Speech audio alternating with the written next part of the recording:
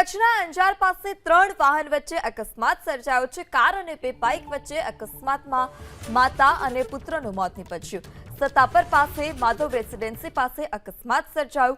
અકસ્માતને કારણે રસ્તા પર ટ્રાફિક જામ।